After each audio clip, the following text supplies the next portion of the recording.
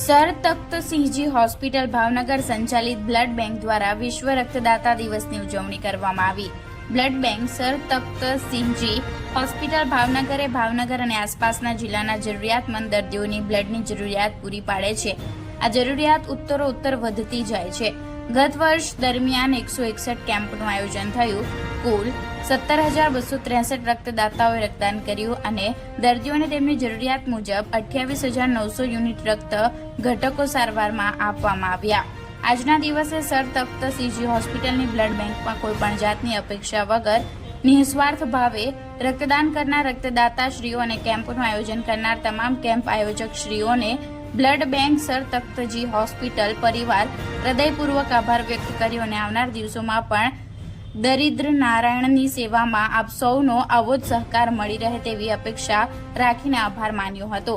Blood bank sir Takhtji hospital Bhavnagar દ્વારા 14મી જૂન વિશ્વ રક્તદાતા દિવસની ઉજવણીના ભાગરૂપે બ્લડ બેંક ખાતે સવારે 9 કલાકથી સાંજે 5 કલાક સુધી તેમજ સરકારી મેડિકલ કોલેજ ભાવનગર ખાતે સવારે 9 વાગ્યાથી બપોરે 12 વાગ્યા સુધી બ્લડ ડોનેશન કેમ્પનું આયોજન કરવામાં આવ્યું હતું।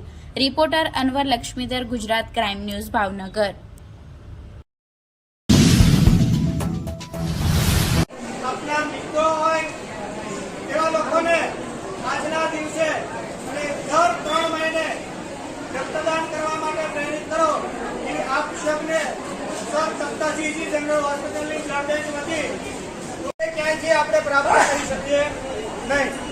જો એક માણસ જ બ્લડ આપી શકે તો એક્સિડન્ટના કેસમાં, ડિલિવરીના કેસમાં, થેલેસીમિયાના બાળકોને જેને 2 કિડની ફેલ થઈ ગયો હોય અને એનું બ્લડ ન બની શકતું હોય એવા લોકોને બ્લડ ચડાવવા માટે આપણે રક્તદાન કરીશું તો જ માણસની જિંદગી બચી શકશે। તો આજે આખું વિશ્વ આજના દિવસે રક્તદાતા દિવસ તરીકે આભાર કરી અને એને ઉજવવામાં આવે છે।